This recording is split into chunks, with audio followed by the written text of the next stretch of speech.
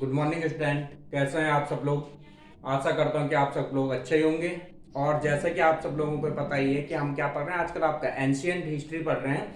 और ancient history में हम आपका क्या देख रहे थे, सिंधु घाटी सभ्यता। जो सिंधु सिंधु घाटी सभ्यता की मुख्य विशेषताएं थी, उन मुख्य विशेषताओं का अध्ययन कर रहे थे। और उन मुख्य विशेषताओं के भी अंतर हम क्या देख रहे थे, इनकी सामाजिक दशा देख रहे थे। जो सिंधु घाटी सभ्यता के लोगों की जो सामाजिक दशा थी, उन सामाजिक दशाओं का हम क्या कर रहे थे, आपका अध्ययन कर रहे थे। और सामाजिक दशाओं में जितनी भी आपकी सामाजिक दशाएं थी, उन सबका हम अध्ययन कर चुके हैं।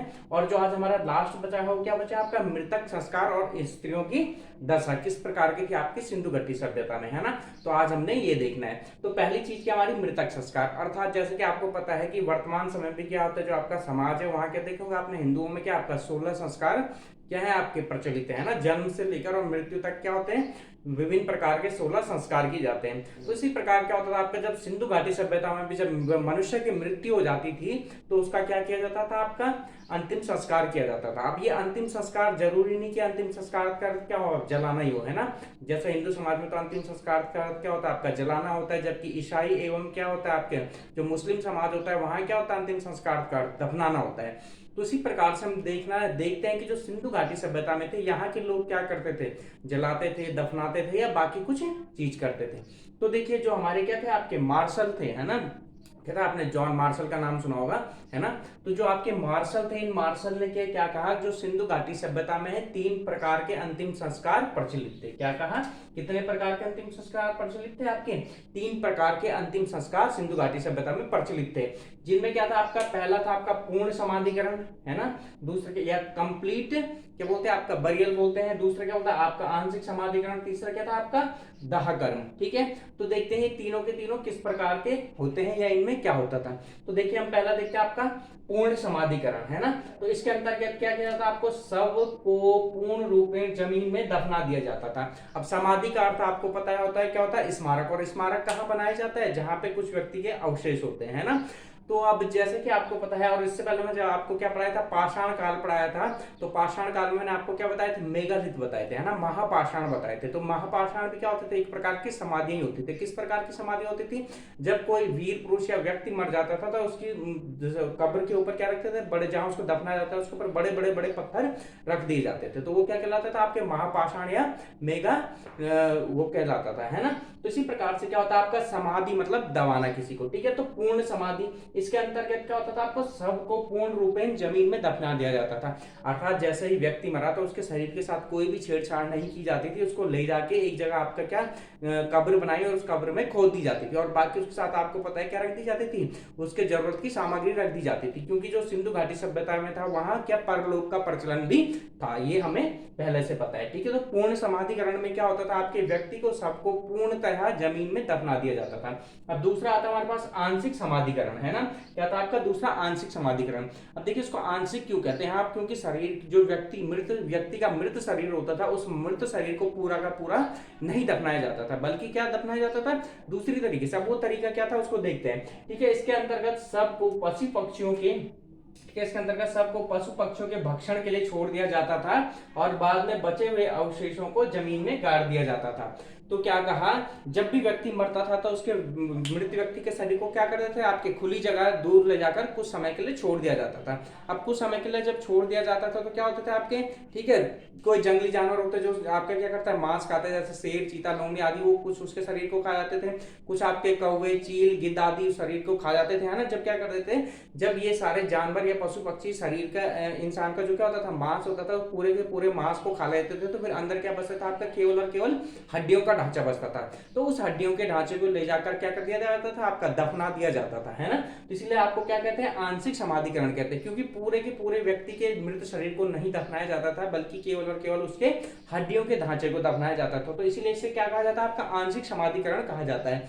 अगर आप आज भी तिब्बत की तरफ चले जाओ या बौद्ध धर्म में देखो आप, तो वहां अभी भी क्या मान्यता प्रचलित है, ठीक है, वहां भी यह मान्यता प्रचलित है, जब भी कोई व्यक्ति मरता है तो उसके शरीर को क्या करते, तो एक ठीक है, निर्जन जगह पे छोड़ाते हैं, जहाँ क्या करते हैं, चील कौवे उसके शरीर को खा जाते हैं। क्योंकि बौद्ध धर्म में ये मान्यता है, जो जानवर खाते हैं, कि ये मान्यता है कि जीते जी तो हमारा शरीर किसी दूसरे के काम आया है, लेकिन मरने के बाद भी क्या, किसी दूसरे के काम आना चाहिए। तो इसीलिए आज भी बौद्ध धर्म में बहुत जगह ऐसा किया जाता है। आप धीरे धीरे करके ये प्रचलन भी क्या, प्रथा भी क्या हो रही है आपकी, बदलती जा रही है ना। इसके बहुत सारे कारण हैं। तो आंशिक समाधिकरण आपकी समझ में आ गया। आंशिक समाधिकरण में क्या होता था, व्यक्ति के शरीर, मृत शरीर को पूरा का पूरा ना दफना के केवल उसके स्केलेटन या जो हड्डियों का ढांचा बचा होता था, उसी ढांचे को दफनाया जाता था।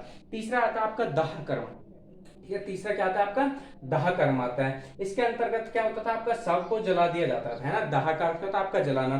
तो जैसे कि आपको पता है कि वर्तमान समय में जो हिंदू समाज है, वहां भी क्या आपकी दाह कर्म की प्रथा ही प्रचलित है ना। तो इसके अंतर्गत क्या होता था आपका, सिंधु घाटी सभ्यता में जो व्यक्ति, मृत व्यक्ति होता था, उसके शरीर को जला दिया जाता था, है ना। अब कुछ कुछ केसों में क्या कर दिया जाता था, कुछ कुछ स्थानों पर क्या देखने को मिला, कभी कभी शव की राख को पात्र में भरकर जमीन में गाड़ दिया जाता था, है ना। जैसे वर्तमान समय में क्या किया जाता है आपका समाज में, हिंदू समाज में, कि जब व्यक्ति मरता है तो उसका क्या किया जाता है, आपका अंतिम संस्कार। और अंतिम संस्कार अर्थ करने क्या होता है आपका हिंदू धर्म में, उसको जला दिया जाता है। और उसके बाद जलाने के बाद जो उसकी राख होती है, उस राख को कहा आपकी गंगा जी में विसर्जित किया जाता है, कलश में ले जाकर, है ना। आपने पिक्चरों में भी देखा होगा। तो इसी प्रकार से क्या होता है, आपको सिंधु घाटी सभ्यता में जब भी किसी व्यक्ति का दाह कर्म किया जाता था, या तो उसको जला दिया, पूरा जला दिया, और जलाने के बाद क्या किया जाता है, उसके शव की राख को कलश में, है ना, एक पात्र में भरकर कहाँ गाड़ दिया था, आपका जमीन में गाड़ दिया जाता था। तो ये 3 विधियां प्रचलित किया आपकी अंतिम संस्कार के लिए सिंधु घाटी सभ्यता में। अब जो आपका अगली और आखिरी चीज आती है सामाजिक दशा में, वो क्या है, स्त्रियों की दशा, है ना। तो किसी भी समाज में स्त्रियों की दशा किस प्रकार की होती है, ये भी क्या बताती है, वहां की सामाजिक दशा को बताता है। तो जो हमें अब कैसे पता लगता है कि इनकी दशा किस प्रकार की थी, वो क्या है, उत्खनन में अनेक प्रकार की मूर्तियां और महिलाओं की मूर्तियां मिली, है ना। तो देखिए, उत्खनन के द्वारा यहाँ से अनेक मातृ मूर्तियां और नारी मूर्तियां प्राप्त हुई है, जो इस बात का घोतक है। घोतक अर्थात जो यह बात बताती हैं, ठीक है, जो क्या करती है, यह बात बताती है। क्या बात बताती है, कि सिंधु सभ्यता में महिलाओं की दशा अच्छी थी, तथा यहाँ का समाज मात्र सत्तात्मक था। अब किस प्रकार से पता लगता है, जैसे आपने देखा होगा पुराने इजिप्टिया वगैरह होते थे, है ना, इजिप्टिया जो अन्य सभ्यताएं थी, तो वहां क्या होता, जो प्रभावशाली वर्ग होता था, जैसे राजा या शासक होता, वो क्या करता था, अपनी बहुत सारी मूर्तियां बनाता था, है ना। और इसके साथ साथ लोग भी क्या करते थे, उनको प्रसन्न करने के लिए उनकी मूर्तियां बनाते थे। तो इसी प्रकार से, इसी बात से क्या अनुमान लगाया गया, क्योंकि उन्हें सिंधु घाटी सभ्यता में बहुत सारी मातृ मूर्तियां अर्थात देवियों की प्रतिमाएं और अनेक नारी मूर्तियां मिली थी।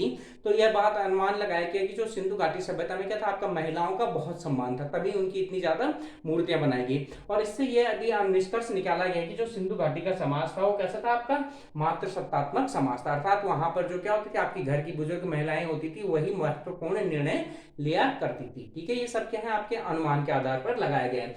तो आज क्या होता है, जो हमारे सिंधु घाटी सभ्यता की जो सामाजिक दशाएं थी, उन सामाजिक दशाओं का हमने संपूर्ण अध्ययन कर लिया है। ठीक है, अब इसके बाद जो हमारा अगला चीज आएगा, वो क्या करेंगे, हम सिंधु घाटी सभ्यता की क्या सी दशा, आपकी धार्मिक दशाओं का अध्ययन करेंगे। धार्मिक दशाओं के अध्ययन करने के बाद हम क्या करेंगे, आर्थिक दशाओं का अध्ययन, और फिर सबसे अंत में हम क्या करेंगे, वहां की राजनैतिक दशाओं का अध्ययन। यानी आपकी आपकी तीन और बची हुई, कौन कौन सी बची हुई आपकी, ठीक है।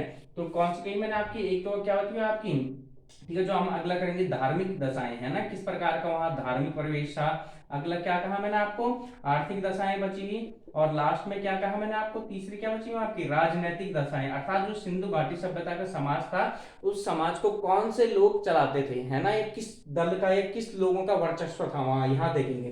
तो इतने सब कुछ देखने की, इन 3 चीजों को देखने के बाद जो हमारे सिंधु घाटी सभ्यता की मुख्य विशेषता है, वो खत्म हो जाएंगी। उसके बाद हम क्या देखेंगे, आपका जो सिंधु घाटी सभ्यता के मुख्य नगर हैं, उन मुख्य नगरों में क्या क्या खास चीजें थी, उनका अध्ययन करेंगे। ठीक है, और उसके बाद हमारा अगला नेक्स्ट चैप्टर आएगा, उसका अध्ययन करेंगे, जो कि क्या होगा, आपका वैदिक सभ्यता होगा। ठीक है, तो इसी प्रकार से आप अपनी हमारी वीडियोस देखते रहिए, अपने दोस्तों के साथ शेयर करिए, लाइक करिए, और साथ ही साथ खुद भी सब्सक्राइब करिए, और अपने दोस्तों को भी सब्सक्राइब करने के लिए बोलिए। ठीक है, क्योंकि आपको क्या, यहाँ पे आपको सारा का सारा मटेरियल दिया जा रहा है, वो भी बिल्कुल फ्री। ठीक है, हाँ, हो सकता है आपको लगे कि भाई बहुत टाइम लग रहा है डालने में, है ना, आप बाकी चैनल्स पे देख सकते हैं, जहाँ आपको सारा का सारा मटेरियल मिले, वो आपकी मर्जी है। लेकिन आपको जो यहाँ पे पढ़ाया जा रहा है, वो सारा डिटेल में पढ़ाया जाएगा। जैसे जैसे आपका सारा मटेरियल कलेक्ट होता जाएगा, उसके बाद आपको कोई प्रॉब्लम नहीं होगी, आपको इतनी डिटेल में पढ़ाया जा रहा है कि उसके अलावा आपको कहीं और ढूंढने की जरूरत ना पड़े। तो इसी प्रकार से चैनल देखते रहिए। बहुत बहुत धन्यवाद।